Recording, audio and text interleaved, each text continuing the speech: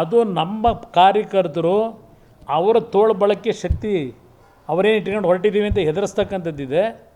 ಅದನ್ನು ಹೆದರಿಸ್ತಕ್ಕಂಥ ಶಕ್ತಿ ನನ್ನ ಕಾರ್ಯಕರ್ತರಲ್ಲಿ ಕಾನೂನಿನ ವ್ಯಾಪ್ತಿಯೊಳಗೆ, ಕಾನೂನು ಮೀರಿ ಹೋಗೋದಿಲ್ಲ ನನ್ನ ಕಾರ್ಯಕರ್ತರು. ಅದನ್ನು ಭಾಳ ಸ್ಪಷ್ಟವಾಗಿ ಹೇಳ್ತೇನೆ. ಪಾಪ ಈಗೇನೋ ಅವ್ರು ನಮ್ಮ ಕಾರ್ಯಕರ್ತರ ಬಗ್ಗೆ ಅನುಕಂಪ ಬಂದುಬಿಟ್ಟಿದೆ.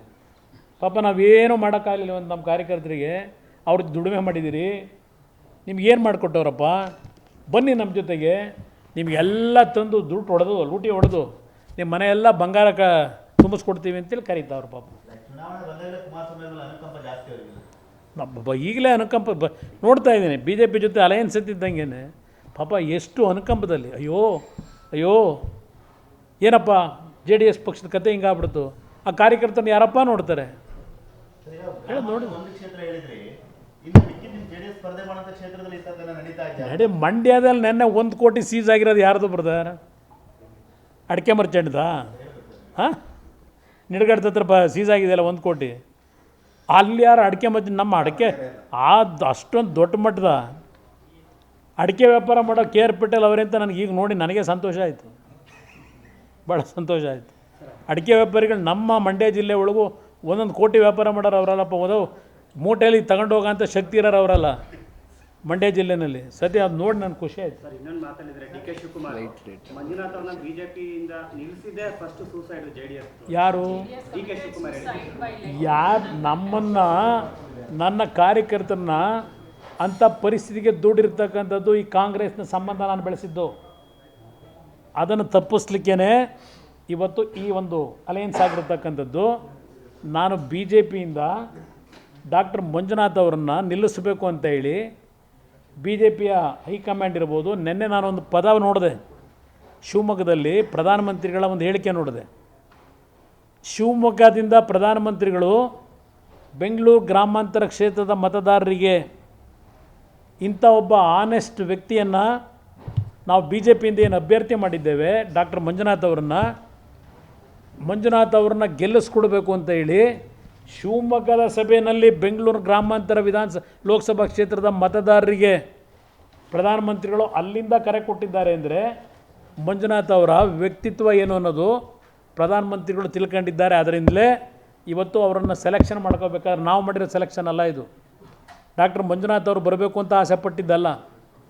ಮಂಜುನಾಥ್ ಅವರು ಎಲೆಕ್ಷನ್ಗೆ ಬರಬೇಕು, ಒಬ್ಬ ಜನಪ್ರತಿನಿಧಿಯಾಗಿ ಕೆಲಸ ಮಾಡಬೇಕು ಅಂತೇಳಿ ಬಹುಶಃ ಈ ಕರ್ನಾಟಕ ರಾಜ್ಯದಲ್ಲಿ ಯಾರಾದರೂ ಪ್ರಥಮವಾಗಿ ಬಯಸಿದರೆ ಅದು ಇಲ್ಲಿದಿರಲ್ಲ. ನಮ್ಮ ಮಾಧ್ಯಮ ಸ್ನೇಹಿತರು, ನೀವು ಬಯಸಿದವರು, ನಿಮ್ಮ ಇನ್ಫ್ಲೂಯೆನ್ಸೇ ಅವರ ಮೇಲೆ ಆಗಿರ್ತಕ್ಕಂಥದ್ದು. ನಮ್ಮದು ಯಾರ್ದು ಇಲ್ಲ ಕುಟುಂಬದಲ್ಲಿ. ಇವತ್ತು ಮಾಧ್ಯಮದ ಸ್ನೇಹಿತರ ಪ್ರತಿನಿತ್ಯದ ಅವರ ಬಗ್ಗೆ ನೀವು ಕೊಟ್ಟಂಥ ಒಂದು ಒಳ್ಳೆಯ ಭಾವನೆ ಏನಿದೆ, ನಿಮ್ಮ ಪ್ರಚೋದನೆ ಏನಿದೆ ಮಂಜುನಾಥ್ ಅವರಿಗೆ, ನಿಮಗೆ ಸಲ್ಲುತ್ತದು. ಅವ್ರು ಮಂಜುನಾಥ್ ಅಭ್ಯರ್ಥಿ ಆಗಿರೋದು ನಿಮ್ಮಿಂದ ಆಗಿರೋದು. ನೀವು ಹೇಳಿದ್ದು ನೋಡಿ ಇವತ್ತು ದೆಹಲಿಯ ಹೈಕಮಾಂಡ್ನವರು ಮಂಜುನಾಥ್ ಅವ್ರನ್ನ ಆಯ್ಕೆ ಮಾಡ್ಕೊಂಡಿದ್ದಾರೆ. ಯಾವ ಕಾರಣಕ್ಕೂ ಸಾಧ್ಯ ಇಲ್ಲ. ಮಂಜುನಾಥ್ ಅವರ ವ್ಯಕ್ತಿತ್ವವೇ ಬೇರೆ, ಕಾಂಗ್ರೆಸ್ ಅಭ್ಯರ್ಥಿ ವ್ಯಕ್ತಿತ್ವವೇ ಬೇರೆ. ಅವ್ರಿಗೆ ಅದರಲ್ಲೇನು ಸಂಶಯನೇ ಇಲ್ಲ. ಅವ್ರ ನಡವಳಿಕೆ, ಅವ್ರ ಹೇಳಿಕೆಗಳು ನೋಡಿದ್ರೇ ಅವರೇನು ತಿಳ್ಕೊಂಡಿದ್ರು, ಸುಲಭವಾಗಿ ನಾವು ಗೆದ್ದೋಯ್ತು ಅಂತ ತಿಳ್ಕೊಂಬಿಟ್ಟಿದ್ರು, ಗೆದ್ದು ಬಿಡ್ತೀವಿ ಅಂತ ಹೇಳಿ. ಪಾಪ ಯಾರ್ಯಾರು ಹೇಳಿಕೆ ಕೊಟ್ಟರೆ, ನನ್ನ ಸ್ನೇಹಿತರು ಹೇಳಿಕೆ ಕೊಟ್ಟವ್ರೆ ನೋಡಿದ್ದೀನಿ, ಪಾಪ ಹೇಳಿದ್ದಾರೆ. ಅದೆಂಥದ್ದು ಈ ಕ್ಷೇತ್ರ ಅರ್ಥ ಮಾಡ್ಕೋದ್ರೊಳಗೆ ಅವ್ರು ಬದುಕೋಗ್ಬಿಡುತ್ತಂತೆ, ಅವ್ರ ಬದುಕಿ ಆಯುಷ ಮುಗಿದೋಗ್ಬಿಡ್ತದೆ. ಪಾಪ ಈ ಕ್ಷೇತ್ರ ಅರ್ಥ ಮಾಡ್ಕೊಳ್ಳೋದಲ್ಲೇ ಅವ್ರ ಆಯುಷ್ ಮುಗಿದೋಗ್ಬಿಡ್ತದಂತೆ. ಪಾಪ ನನ್ನ ಸ್ನೇಹಿತ ಹೇಳಿದ್ದಾನೆ. ಎಷ್ಟರ ಮಟ್ಟಿಗೆ ಪಾಪ ಜನಸೇವೆ ಮಾಡೋರು ನೋಡಿದ್ದೀನಿ. ದಿನ ಬೆಳಗ್ಗೆ ಎದ್ದು ಪೊಲೀಸ್ನ ಹಿಡ್ಕೊಂಡು ಅವ್ರ ವಿರುದ್ಧ ಇರೋ ಕಾರ್ಯಕರ್ತರನ್ನ ಯಾವ ರೀತಿ ದಿನ ಕೇಸ್ ಹಾಕಿಸ್ಬೇಕು. ಈ ವ್ಯಕ್ತಿ ಮತ್ತೆ 2ನೇ ಬಾರಿ ಬಂದರಲ್ಲ ಈಗ ಕಾಂಗ್ರೆಸ್ಸಿಂದ, ಆ ಕ್ಷೇತ್ರದಲ್ಲಿ ಎಷ್ಟು ಬೇರೆ ಪಕ್ಷದ ಕಾರ್ಯಕರ್ತಗಳ ಮೇಲೆ ಪೊಲೀಸ್ ದಬ್ಬಾಳಿಕೆ ಮಾಡಿ ಏನೇನು ನಡೀತಿದೆ ಅನ್ನೋದು ಗೊತ್ತು ನನಗೆ. ಮಾಗಡಿ ಕ್ಷೇತ್ರದಲ್ಲಿ ಹಿಂದೆ ನನ್ನ ಜೊತೆ ಇದ್ದಾಗಲೂ ಹಲವಾರು ಬಾರಿ ಸಲಹೆ ಕೊಟ್ಟಿದ್ದೀನಿ, ಪೊಲೀಸ್ ಇಟ್ಕೊಂಡು ರಾಜಕೀಯ ಮಾಡಬೇಡ ಅಂತೇಳಿ. ಈಗ ಮತ್ತೆ ಪೊಲೀಸ್ ಇಟ್ಕೊಂಡೇ ರಾಜಕೀಯ ಶುರುವಾಗಿದೆ. ಮತ್ತೆ ಪತನ ಹಿಂದೆ ಏನಾಗಿತ್ತಲ್ಲ ಶುರುವಾಗುತ್ತೆ. ಈ ಚುನಾವಣೆಯಲ್ಲಿ ಮಾಗಡಿ ಕ್ಷೇತ್ರದ ಜನತೆನೂ ಆ ಪದಬಳಕೆ ನೋಡ್ತಾ ಇದ್ದೀನಿ.